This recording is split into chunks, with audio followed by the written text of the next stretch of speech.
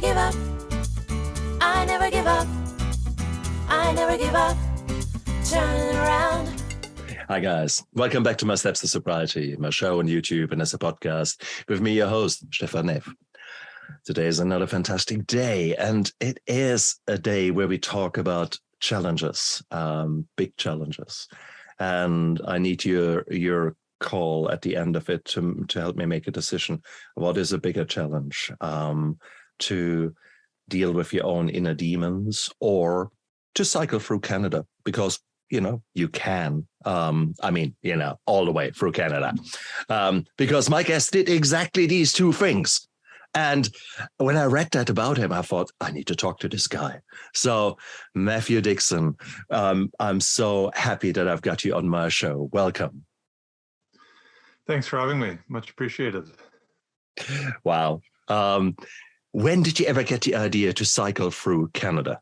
And last time I looked, Canada is a pretty big place. How did that come about? Yeah, it's 7,000 kilometers long. And so I did the trip when I was 20. I signed up for it when I was 19. And that came out of nowhere. It may have been building through my youth. I know as a teen, I lived in a small town on the coast of Eastern Canada. And I would look out at a deserted island right in front of the town for years. And none of my friends and I really went to visit it a whole lot. And it was just right in front of me the whole time. And I think just the call of the wilderness was in me. But I still enjoyed my youth, did lots of stuff. But I was always thinking, what more could I do? What more could I see?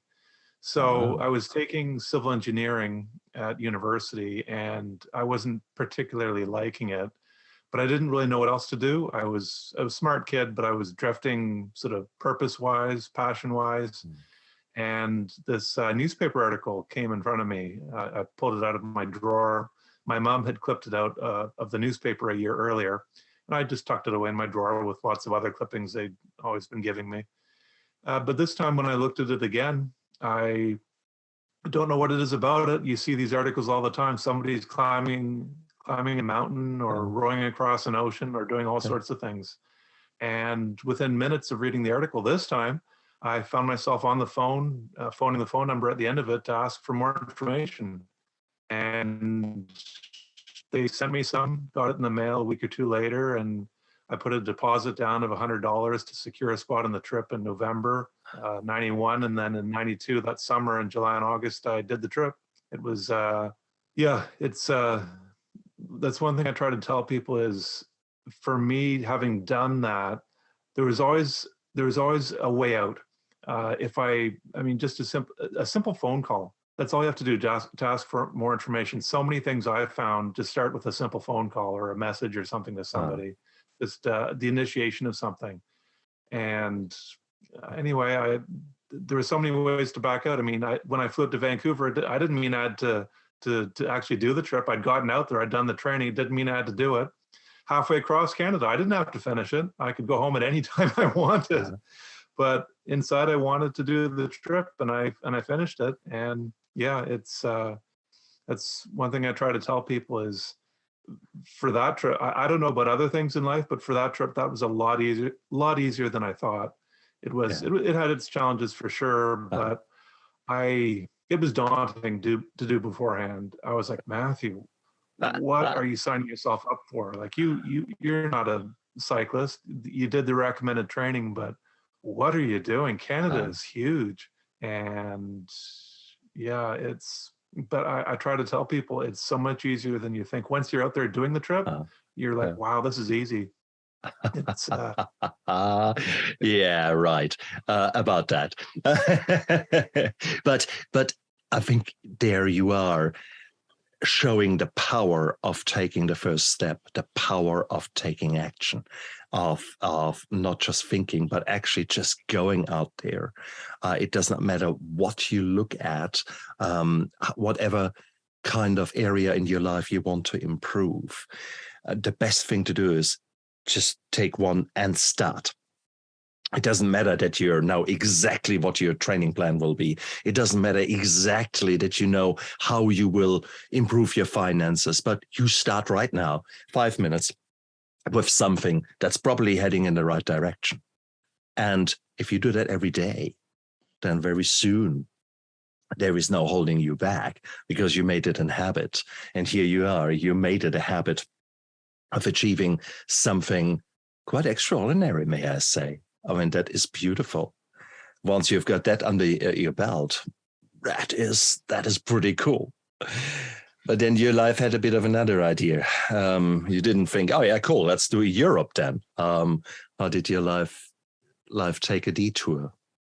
Well, I was thinking that I love the lifestyle of biking, and I wanted to go and bike through Europe and bike across Australia. And who knows? I didn't have any specific plans for my life. I just had some dreams I knew I wanted a good life, like everybody does. But throughout university, I noticed some symptoms creeping up in me, and I didn't know what they were at the time. I didn't know what mental illness was. We learned a little bit about mental health in high school health class, but we hadn't learned about depression or anxiety or antipsychotics. And so throughout university, I was experiencing these symptoms, but I could still do stuff like bike across Canada or, get mostly A's in engineering, live on my own, live independently. I was on the university rowing team. Cool. But when the disease hit, it hit hard. I was diagnosed with schizophrenia at the age of 22 in the last term of my last year of university. And I went from muddling through life a little bit to flat on my back, incapacitated, not knowing whether I was going to live or die from one moment to the next. It was terrifying, that feeling. I remember thinking, if this pain lasted for only 2 weeks or even 2 months, I could deal with that. I would say, I could last that long. But when they started talking about years of my life, you start to question, is it worth it? And what I didn't know then was that your brain can really play tricks on you. And there's a lot of unknown. The unknown is terrifying. And there was so little information. I've read tons of books now in the self-help section, personal development section. I've read books by Navy SEALs, Olympic athletes, top CEOs. They're all trying to get a better mindset, get more confidence. There are so many things I know now that I had no clue about at 22. And there's a lot of things that your mind does, whether you've got mental illness or not. In my experience, there were a lot of thought patterns that tick along just fine. With schizophrenia, you have disorganized thinking. That's one of the symptoms. It's hard to think clearly. But there are some other thought patterns that tick along just fine. And other people say that too. Parts of the brain are just working just fine. It feels like it's this chaos. You feel like you're just shouting into a tornado and barely being able to be heard above it. Just a lot of chaos in your head, noise. It feels like you're being bombarded by stimuli, visual and audio. I never hallucinated. I was in the 25% of people with schizophrenia that don't hallucinate. All right. But it's still there were some psychosis parts of it that are a little bit trippy, for lack of a more professional word. Things like, at my worst, if I was walking, I felt like if I turned around and just started walking in the opposite direction where I came from, that I would go back in time. I knew I wouldn't. It just felt that way. A lot of people with schizophrenia say it feels like the TV is talking to them. And I had that feeling too. I knew it wasn't. It just had that. Delusions, paranoid delusions are common with schizophrenia. I don't know what the percentage rate is. I never really had those. I didn't think the CIA or the FBI was spying on me through my TV or phone or something. I never thought that.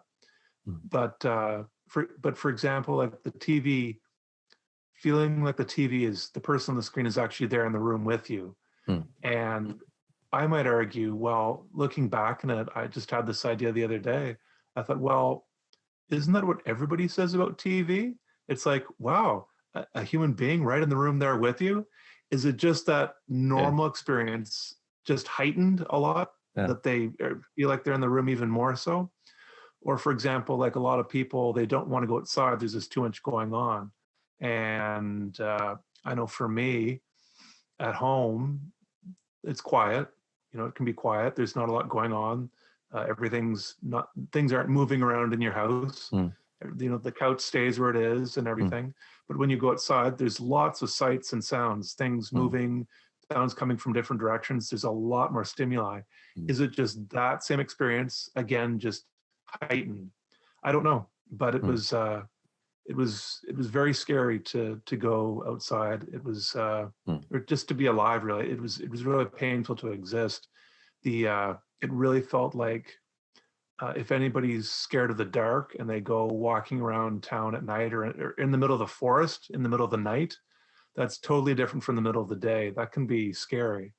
And or a nightmare. You wake up from your sleep in the middle of the night and you bolt out of bed from a nightmare. And it's a sort of creepy, scary feeling that you have even on a bright, sunshiny, beautiful day in your peaceful home or backyard. It's just a lot of fear. Interesting. Okay. When you say you had the diagnosis made, what were the symptoms that actually drove you to seek help? So they were fairly mild.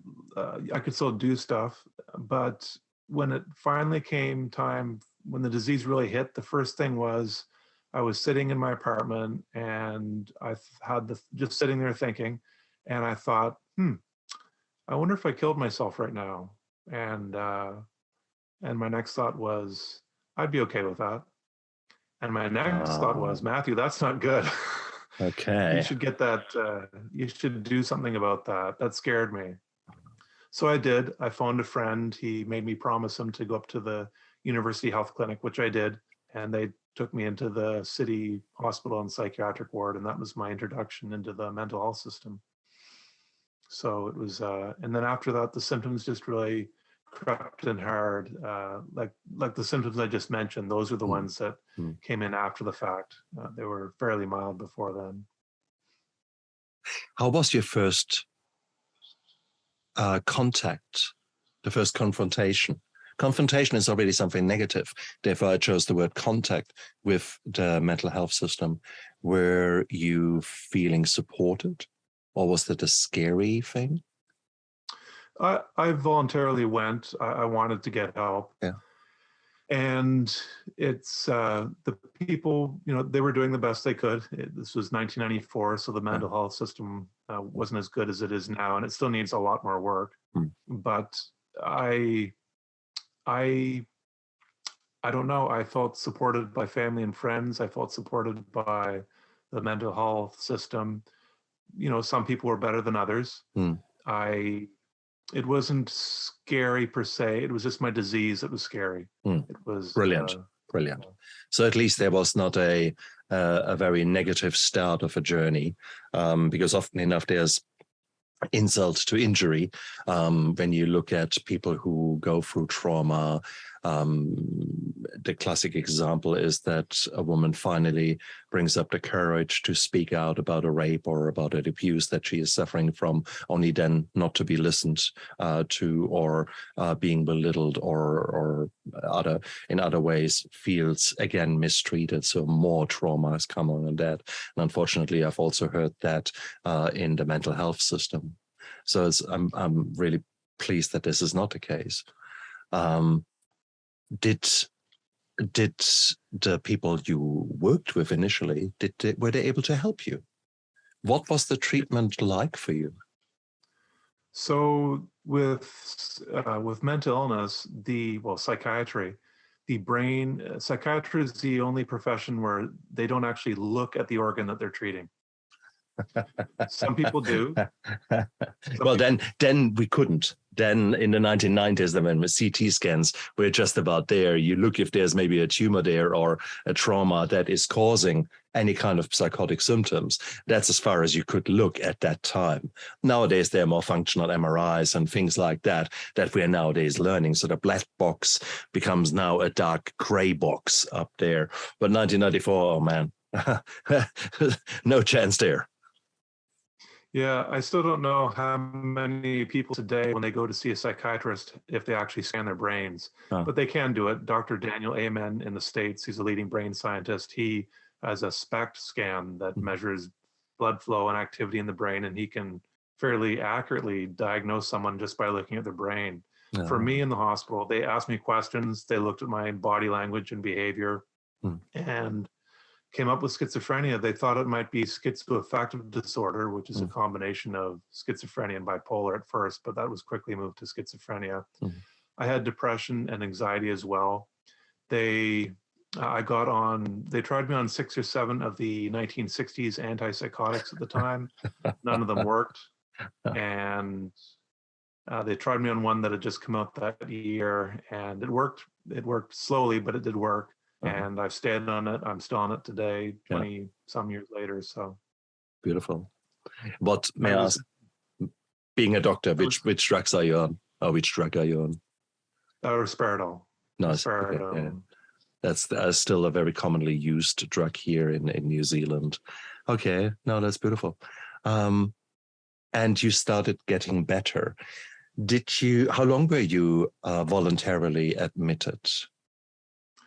So I was in the psych ward, in and out of there maybe 6 times, I forget, in 1994. Right. I went to get help each time. I wanted to be in there because I was scared that I might take my life. I wanted to be locked up so that I wouldn't hurt myself. Okay. And they have rooms for that. They've got suicide watch rooms. So I was in there. When you're in the suicide watch room, I think there's some signing of papers that says someone else can make decisions for you at that time. But for me, I wanted to be in there in the first place. So yeah. After that, I got into a group home and was in there for 3 years. And after that, I've been living on my own since 1997. So. Beautiful. How was your relationship with your mom and dad? Good. It's everyone is different. You've got a different relationship with everybody. Everybody handles things differently, but overall, friends and family. My biggest thing was I didn't want anybody giving me a hard time, like verbal abuse, that sort of thing. And I was pretty darn lucky for a long time. Later in my recovery, I had some people giving me a hard time, but I was able to handle it at the time. Okay, so brilliant. It's yeah, really, other than my disease, I don't have too many complaints about my life. That's beautiful. You're almost it must have been so scary for your mom and dad. Here you were, that student they were proud of, nailing it at university, achieving this beautiful cross-country cycling.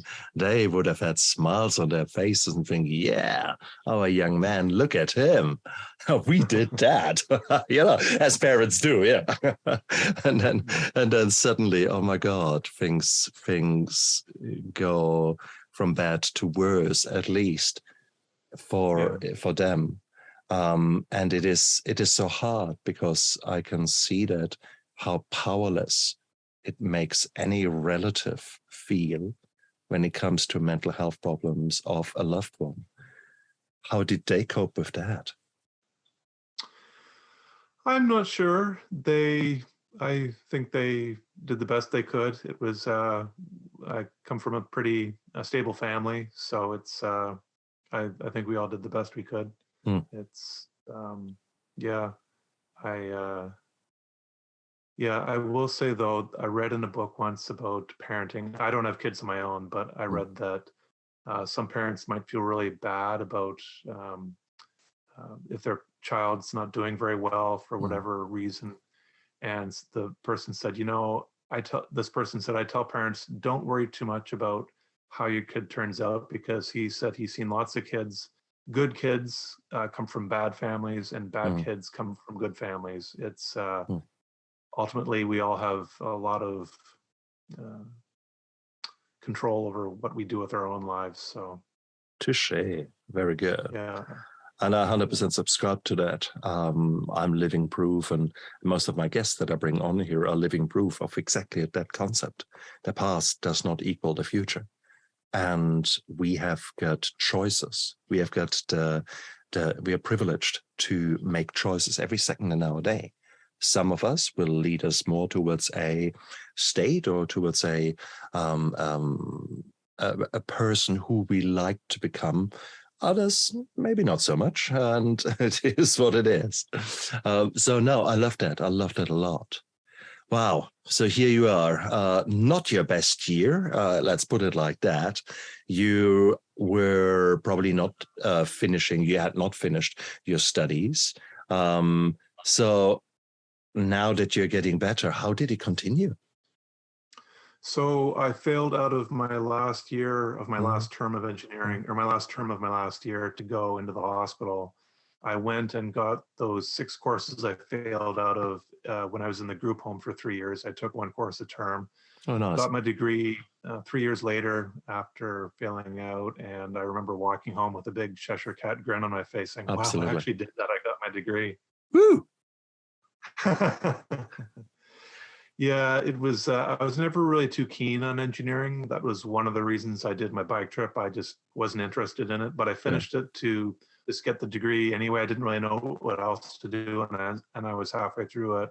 But I was a lot more happy getting that degree, I think, having the last few years in the group home doing those courses than I would have, say, if I hadn't gotten sick and gotten the degree. I would have said, well, I just did that. But it's amazing what some challenges can do to make you feel happy about what you had done. Although you have there the making, of potentially another disaster coming, because you've spent so much time of actually creating this new you, that engineer. But you said yourself 2 or 3 times, well, it's actually not something that really tickles my fancy. So, Yeah, so I at least got a degree. It always can open up doors for you just having a university degree. And I got a job with in the environment field with the government, doing data entry, filing, a bit of field work. And it was nice to working in a field I'm interested in. I've always been interested in the environment. And but I was pretty limited in what I could do. So many things I couldn't do, so many jobs I couldn't do. I remember thinking, I remember thinking I had every right, if I wanted to just sit at home and not work, because I did not feel like going into work. It was really difficult, but I wanted to try to increase my chances of survival. And one of the medical health professionals said, if you want to do that, try to find a job, try to find some reason to get up in the morning. Like, well, if you're telling me to go to work, okay, here I go. But it was tough. I don't think any day in my 20 years there I actually wanted to go to work. I didn't want to get out of bed on the weekends. It was that was the one single biggest thing I had to do every single day, was simply get out of bed. Oh my gosh, it was difficult. Once I was out, it was a lot easier to keep going. Sure. But that was so difficult. The one single thing. And I remember thinking, if I just had 5 minutes, 10 minutes, just a break from this pain, it would let me. And I never got that for so long. I'll give it one thing. It let me sleep. It let me sleep at night. I could sleep like a baby, and there was no pain at night. And when I woke up in the morning, I remember thinking, the pain would start to set in. I'd be in this sort of twilight zone where I'd be feeling not as much pain from just having been asleep. And as I slowly woke up, I could feel it set in. And my first thought was, no, please don't make me, please not another day like this. And the next thought was, I wasn't religious, but I just said to anybody or nobody, I don't know what you'd call it, but I just found myself saying, please give me the strength to make it through this day. I said that for the early years of my recovery every single day. Please give me the strength to make it through this day. And I meant alive in a lot of the times. So it was tough. I'd fall asleep at night thinking, oh, wow, the day was so long. I don't know how days and time can drag so unbelievably slowly, but they can. And I'd go to bed thinking, wow, I did that. I got this whole day. Now I've got a whole 8, maybe 9, maybe even 10 hours of sleep if I'm lucky, of no pain. And I'd fall asleep, and literally it would be like counting to 5 or maybe 10. And I'd wake up again in the morning. The nights went so quickly. Oh my gosh. I'd be sitting there thinking, what? 8 or 9 hours. I just got like 5-10 seconds. What? I've got to do the whole day all over again? Oh. This whole long, horribly long day? Oh my gosh. I felt so cheated out of that. But you get up and do it. You just keep going. And that's one of the messages I try to tell people is we have so much more inside of us than we think. And I was tested that way. When you have to do stuff, it's amazing what you actually can do.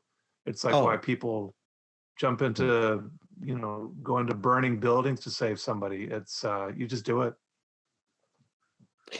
But one of the key questions that a lot of people who want to develop themselves further are recommended to ask themselves is why? What is your why? And when you're in that situation, you're battling to go up, to get up in the morning, how the hell do you find the why there? Or I rephrase the question, was there anything that gave you joy during those hard times? I had hope for the future. From my experience, I believe the last thing any of us will ever own is hope. Actually, there's something beyond that, and I call it hope beyond hope. But the last thing you'll feel that you actually own is hope. It feels like you're just clinging to hope, just clinging. Like people say they're at the end of their rope. For me, a rope would have been like a luxury. I had like a string clinging to the end of my string. Well, that's exactly the key message of Viktor Frankl and so many other men who have been in absolutely desperate situations that there is really no hope. And it's those people who have given up hope were those that perished, and those people who continued against all odds. Yeah, I will say that it's well documented now that people who attempt suicide, many of them regret it, and they regret it instantly in a lot of the cases. There's a TED Talk by Kevin Briggs. He's a motorcycle patrolman on the Golden Gate Bridge in San Francisco. His job is to look for jumpers. Yeah. And he said many of them, the survived 1 or 2% of the jumpers survived that fall. And they asked them afterwards, and in other suicide studies too, they say similar things. What were you thinking the instant after you jumped when there is no return? And they said, I instantly regretted it. Their brain chemistry went from, I want to die and that's it, there's no hope, to I want to live. I want to live to see my family, my friends. I want to see, there's so much joy in life. I want to get into that somehow. As they're falling, that's what they're thinking. Their brain chemistry changed in an instant. And Kevin Hines, he's a suicide prevention advocate. He jumped off the Golden Gate Bridge. He survived, and he said he knows to this day that he will never kill himself. He has suicidal thoughts, and he has to deal with them. But he says he will never kill himself by suicide because he knows he can just keep going. He proved it to himself. One note on Kevin, he says that a line he uses, because he still struggles a fair bit, he says sometimes he needs help. And he says he will go up, his tool is, I will go up to anybody. He's even approached workers in airports. He says it might not be the smartest thing to do, but he says, and his line is to anybody, I need help now. And that's his tool. That's what he does. He walks up to people and says that I need help now. So that's a bit of an aside, but it's important for people to know. That takes balls. That takes commitment, and wow, what a strength that is. That is not weakness. That is the strength that only few men can bring up. It's much easier to follow the dark thoughts than it is actually to stand up and say, I need help. But that is beautiful. Absolutely beautiful. Wow. Bloody hell. So there you were, managing to hold it together. Let's put it like that. There was not really much joy in your life, the way you talk. there's a thing called anhedonia. I was never diagnosed with that. I don't know if Mm. that's what I Yeah. had. No doctor ever mentioned that name. Yeah. It's Yeah. the inability to feel pleasure. Mm. I don't know if I had that or not. I do know that in the early years, it was difficult to find much joy, but there are things that, how do I say this? It's, for example, I've flown out to Vancouver, flown across Canada a number of times during my recovery. Mm. And I love the mountains out west in Western Canada. I Mm. love that area out there. And I remember thinking, here I am out in Vancouver, and I'm not happy. I'm still depressed or schizophrenic or Mm. anxious. And I didn't have as much energy to do things. My friends started to push me to go outside or do this or that. I wanted to like lie in bed sometimes or lie on the Mm. couch. And I felt bad about that. You know, here I am Mm. in Vancouver. I should be doing all sorts of things. And here I am, I just want to lie here. But so there's that sort of aspect. You can't fully enjoy it as much as you'd want. But simply doing those things, going out for a walk every day, or most days if you can, simply getting outside the house, even though it may be very painful and very scary, doing it anyway, even though you may think you're outside thinking, this hasn't cured anything. I feel the exact same way as I was inside. It didn't lessen the pain in any way. Oh. But I'm going to argue it does. You can't feel it, but somewhere inside you, those things count. And it's important to keep doing the things that you want to do that would ordinarily give you joy, to try to do as many of those as you can anyway, because I think they still count. And you can look back in your life years later and think, well, you know what? Even though I felt horrible, I still went out to Vancouver and did that stuff, or I did this, or I did that. My recovery wasn't chock full of activities that I did, but I did some things. Lots of times I just lay there, but sometimes I did get up and do some things, and I can look back on my life and say, well, good for you, Matthew. You did those things. And I think even though they feel like they don't count at the time, they do. It may take some time to realize that, but I think it's very important to get out and do those things if you can. Did you keep a record of those things that you did?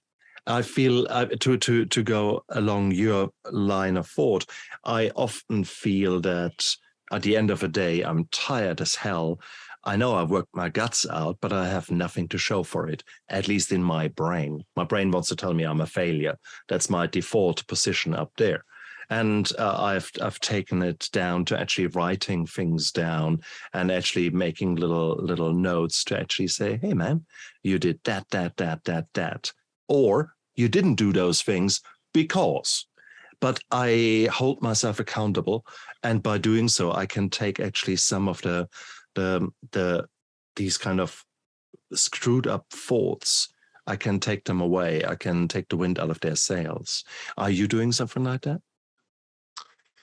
Gratitude was something that was very hard for me to feel throughout the bulk of my disease. Even in the last so many years of my recovery, it was difficult for me to feel gratitude. I could a little bit, but I how do I put this?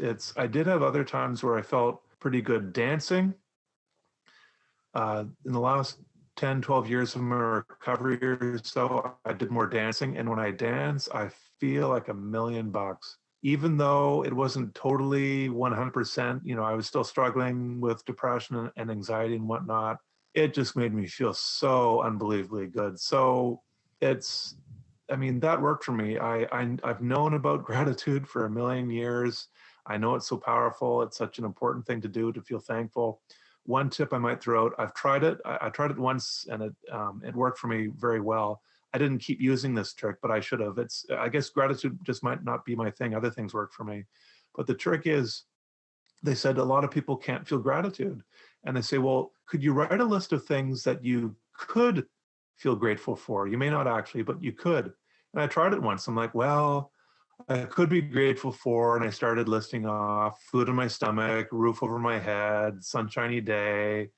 And they say what happens is sometimes after you do that for a while, you actually do start to feel grateful. You can trick yourself into doing that. And I felt that worked for me. After a few things on my list, I started feeling more grateful. So Yeah, I never really wrote down things a whole lot. I found what worked for me, and this is a little bit taboo to talk about. It shouldn't be, but talking to myself in the early years of my recovery, there was no way I was going to talk myself, because I thought, well, that's what someone with schizophrenia does when they're not doing well. I didn't want to do that.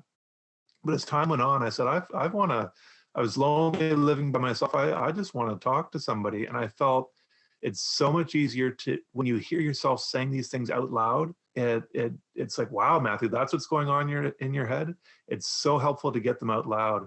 And during the pandemic, there were articles about this online. A lot of people said, at home alone, they talk to themselves.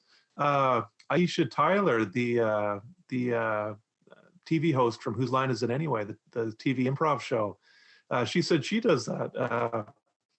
The actor Joseph Gordon-Levitt, he said he talks to himself loudly sometimes. And for me, I've always had an interest in acting. I haven't done much with it, but when I'm by myself and talking, I can be very loud, and it's amazing the rants you can go on. You can get all dramatic, and that's one of the things that actors try to do, is to be in a space where they can be big and loud and bigger gestures and get more animated. And it's a wonderful release for me. I don't do it when there's people around, of course, because you don't look like you're sane, but I think the reality there is you're not just actually speaking things out loud, although that act alone, you spelling things out, your mouth actually finding the words to fit your emotions, your feelings, your thoughts, is one thing. The second thing is then that your ears actually hear those words coming out of your mouth, and you then get the chance to actually reevaluate.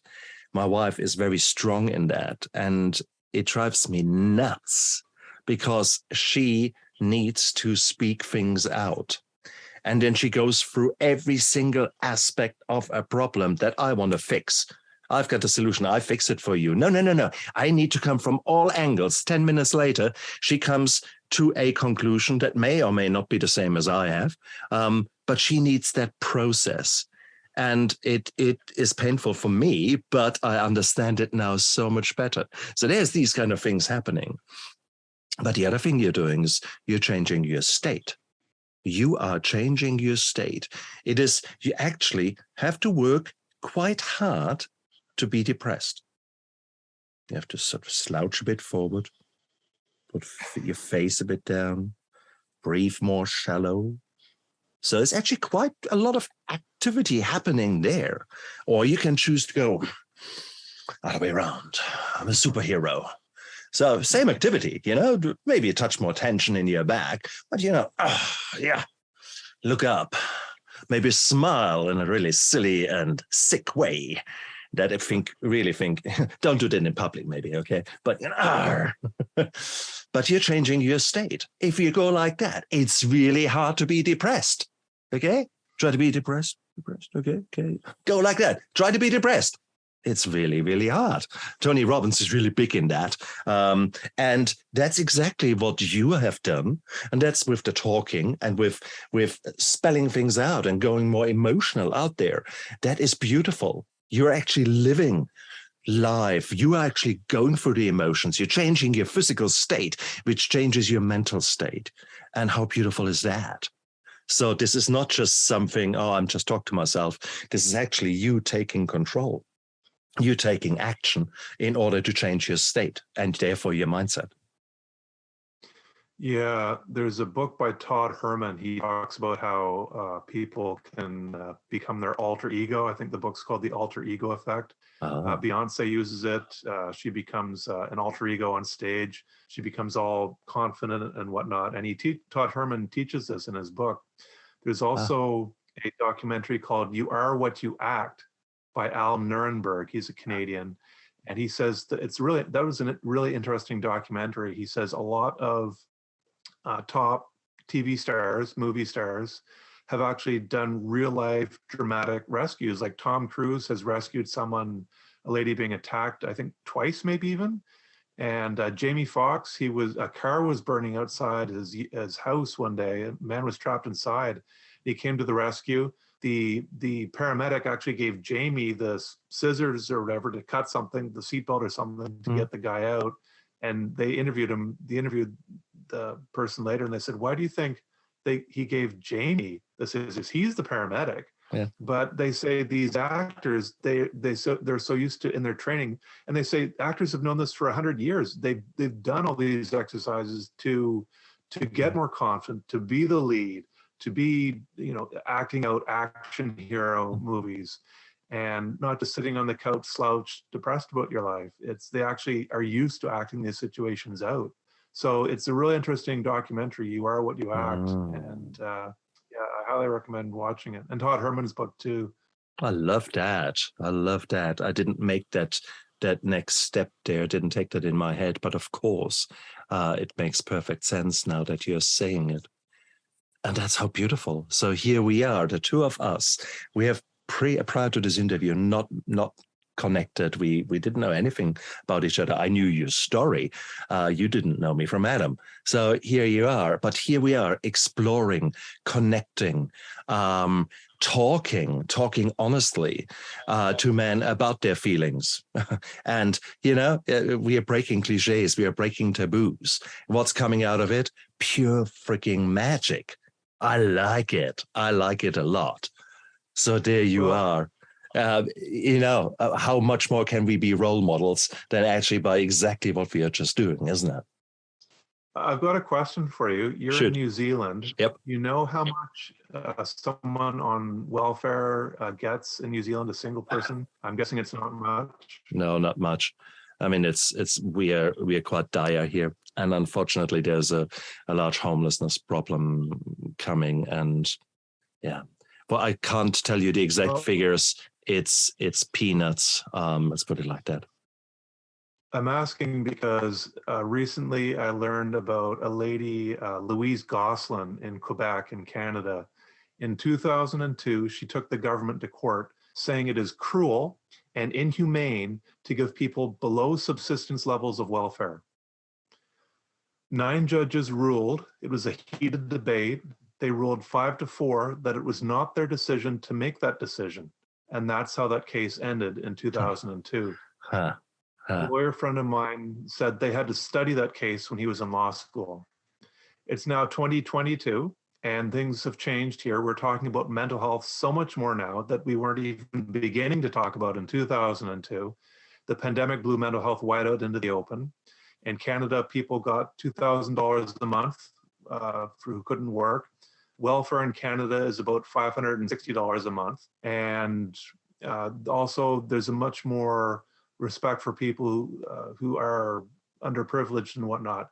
We have, with Indigenous in Canada, we have a Truth and Reconciliation Committee now. There's a lot more work, or at least conversations done on that. In 2000, our Prime Minister issued a public apology to Indigenous. That's the first time that was done. And I'm thinking, the words cruel and inhumane, how much longer are all these quote unquote developed countries like New Zealand, Canada, the States, and places in Europe just keeping this? In Canada, $560 a month. Is that, she used the words cruel and inhumane. And we walk down the street thinking, well, this is just the way it is. This is just the way it is. This is homelessness is just a part of our life. Just like slavery used to be a part of our life. When we'd walk past that, we knew, our ancestors knew it wasn't right, a lot of them, but there was nothing they could do because that's just the way it was. I'm thinking, how many more years, how many people have died from homelessness? How many people have died from financial stress alone, from taking their life? How many more people are we going to kill? Should there be a Truth and Reconciliation in Canada for homelessness or for people with mental illness? The question, no. 100% agreed with everything you're saying. The problem, of course, is there are only so many people who are bringing in the money. So where should all this money coming from? I mean, we are a small nation here. We have got 5-something million, and there is only so much money. The current government here is Labour and has been through COVID times, has been spending money so much it's no longer funny. So the question is, we can't continue like that. We can't. I don't know. I don't have an answer. Well, Um, I'll throw out one more thing here. A real role model for me is Scott Harrison of charitywater.org. mm, He helps people get clean water in developing countries. And he's really been making waves in the whole social entrepreneur field. And he talks to a lot of billionaires to get money. And in one of his interviews in recent years, he said that there are billions, or at least, if not trillions of dollars, just tied up, just sitting there in funds and whatnot, not doing anything. And you can feel I feel his just frustration with, look, for him, his big thing is there's 700 million people in developing countries without water. They have no clean water. 700 million, that's 1 out of 10 people on the planet. They're walking 8 hours a day to get filthy water that's killing them, filled with all sorts of horrible things in the water. And he says, we can solve this. You go to anybody on the planet, you can get them water where they live. It's under the ground or falling from the sky. You can get to them if you just have a bit of money and some people to the labor to get it up and running. He says, we can fund it if we could get the money, but there's billions or trillions just sitting there. And I'm thinking, how much longer?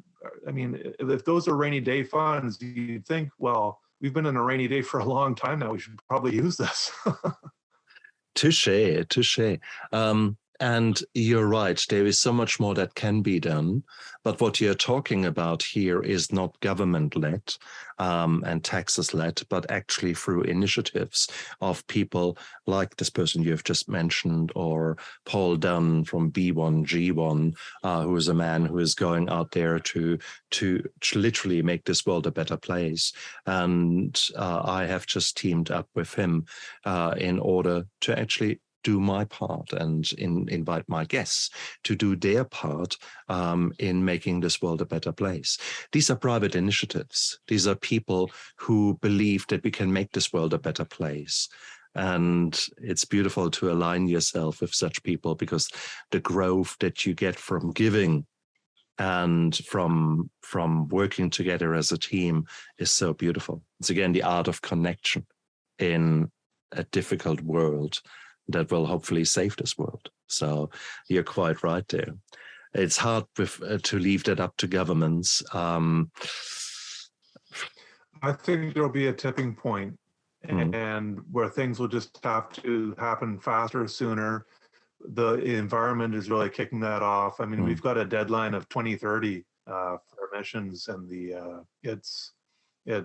I mean, that's on everybody's mind. It's just in the background there. COVID took us off on a big distraction for a while, but it's still sitting there. And I think there'll just be a year at some point, sometime in the next so many years, and the world will just say, look, we've got to do things now. We can't wait any longer. We have to take action. Exactly. It's I've been reading some books on eco-anxiety, and I've got some YouTube videos. I wrote an article on eco-anxiety, and I feel a lot more hopeful. That's another topic, but I feel a lot more hopeful about just the state of the planet, and that we can do this. It's not proven. There's not one single person on the planet who knows what's going to happen. But so many of us are apathetic and think it's just the end of the world. But there are other reasons why we should have hope. And there's so many. I mean, Navy SEALs, Olympic athletes, they do visualization exercises. Olympic athletes do visualization exercises every day, like an hour a day or something, for years. They picture themselves doing the perfect performance and getting the gold medal around their neck. People, there's a book by Katherine Hayhoe called Saving Us. And she says that when she gives talks, she asks the audience, can you picture an apocalypse scenario for the earth? And people say, sure, yes, I can picture that, doomsday. She says, can you picture a positive scenario? And people kind of scratch their heads. I don't know what that would look like. She says, we can't picture it. It's been shown in studies that no matter what the topic, not just the environment, if you bombard people with negative stories about something with no call to action, they will become apathetic, young and old. And that's what's happening with the environment. We are being bombarded by negative stories with no call to action at the end of it. So she says, ask yourself 2 questions. Is this a positive or a negative story when you watch something about the environment, or another topic too?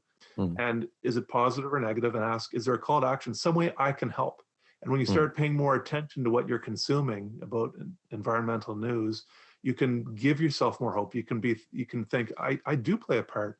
And I mean, one guy saw Catherine Hayhoe's TED Talk, and he came up to her later at some point and said, because she says the biggest thing we can do about the environment is talk about it. That's the biggest thing, even beyond like putting up solar panels. She says, talk about it. A guy came up to her and said, you know what? I took your advice. I started having conversations. I wrote a list of the people I talked to. Would you like to see it? And she said, sure. He had a list of 10,000 people he talked to about the environment. And his town had gone on, he was in England somewhere, and his town had gone on to do good things for the environment. We all have a part to play. So many of us are stressed about it. There's a thing called pre-traumatic stress disorder now, that anxious about things that haven't even happened. And this book by Catherine Hayhoe and another one called Hope Matters by Ellen Kelsey, it's got a testimonial by Jane Goodall. Those two books I'm trying to tell people about because they've made me feel so much more hopeful. They say most people think the saving the environment is like this big boulder that we have to roll up to the top of the hill and then roll it downhill and do its work. She says the boulder is actually on the hill, rolling down the hill already with hundreds of millions, if not billions of hands pushing it downhill. She says that it just needs to be rolling 10 times as fast. We've had people working on this for decades. Governments around the world are committed to working on it. There's so much hope for us. It's Jane Goodall talks about the amazing resilience of nature, how quickly it can come back if you just leave it alone. There are government goals for saving 50% of the planet's Earths and 50% of the planet's forests or oceans by 2050, and 30% of each by 2030, 30 by 30 and 50 by 50. They're already working on this. They're cataloging how much is saved, because they believe that 50% is what will be needed to be living in harmony with nature. When we have saved that much, we can still have our cities and whatnot, but if we save 50%, that should be enough for us to be sustainable forever. And painting a picture of what this will look like, people can't picture it, but we've got all these solutions already. Picture your town with more solar panels, more wind farms, with electric vehicles. Think of all the things we have already, just having them implemented instead of waiting to implement all this. We'll have all this infrastructure set up. Our towns and cities will look fairly similar, and that'll be it. We've done it. And we can say to ourselves, we did it. And if we could do more visualization exercises, each of us, for at least 5 minutes, saying, we did it, instead of going around saying, oh, there's probably no hope. Oh, there's probably no hope. Don't want to do it. Scary. Instead, we need to be those Olympic athletes saying, we're doing this. We're the ones in charge. Everybody has a voice. These environmental organizations are using the phrase all hands on deck now. Everyone plays a part. It doesn't matter if it's a tiny part. Almost 99% of the people on the earth will play a small part. 1% will play a bigger part, but most of us will play a small part, and they all matter. And we all can't be perfect. There are so many decisions we can make about, do we buy this bag of cookies with this kind of packaging in it, or this? There's so many decisions we have to make. We can't make them all right. Just make some. Just make more than you normally would. And so some of your decisions aren't good. Just do something. Play a part. It doesn't have to be big, or just do something.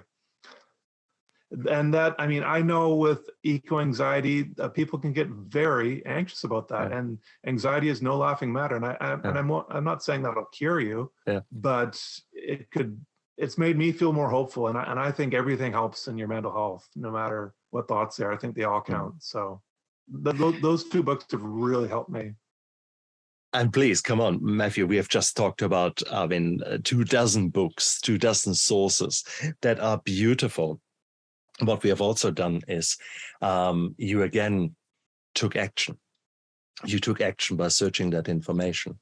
And whilst you said you've got this anhedonia, or at least it was not diagnosed, this kind of lack of enjoyment, you should have seen your passion here about changing the world.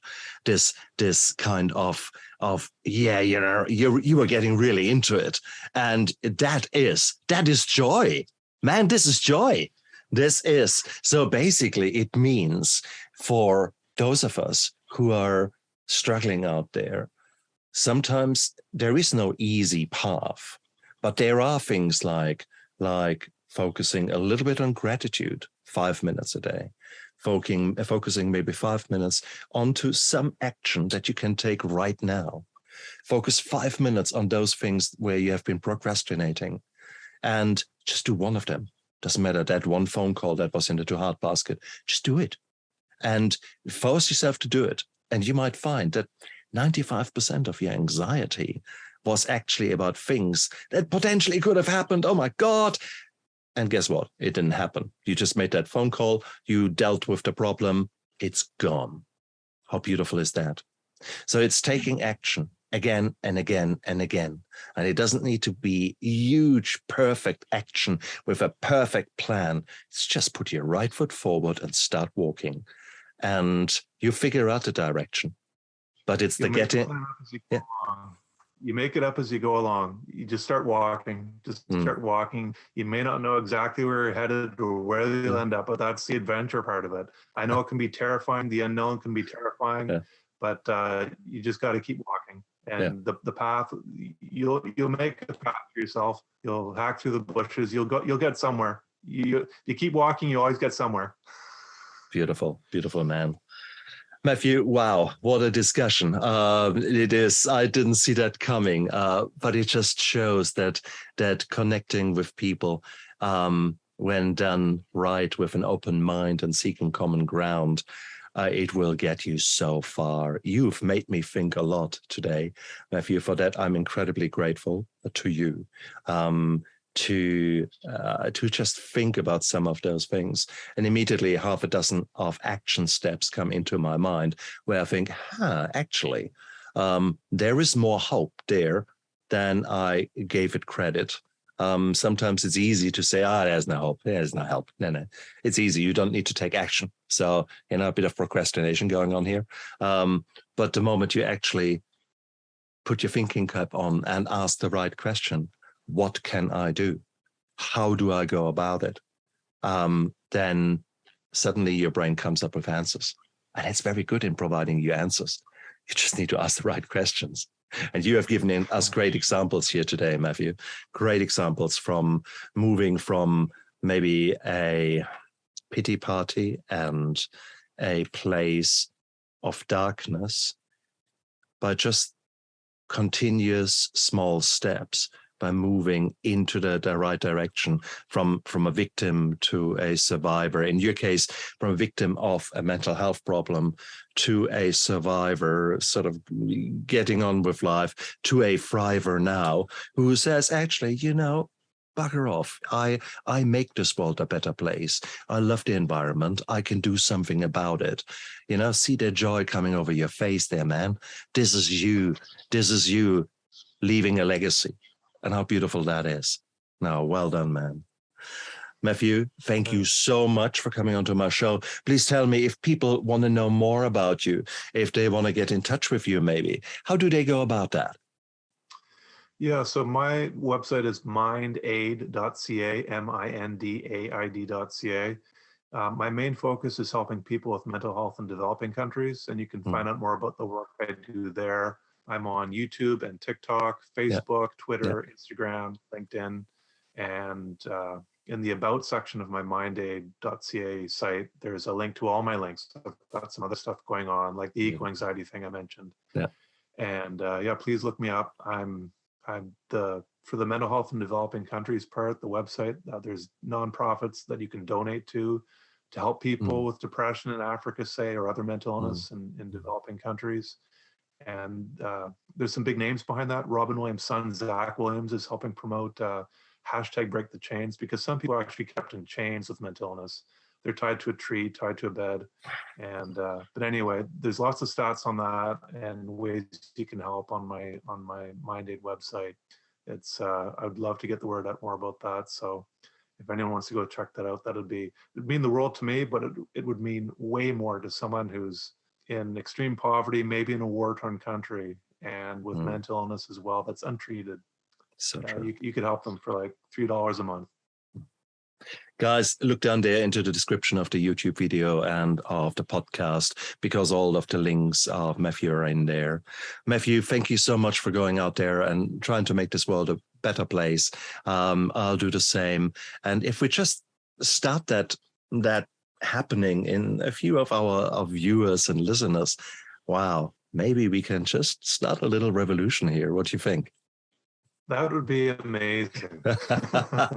Excellent. Matthew, thank you so much. It was an honor to have you. And you guys out there, live with passion and look after yourself. Bye. I never give up. I never give up. I never give up. Turn around.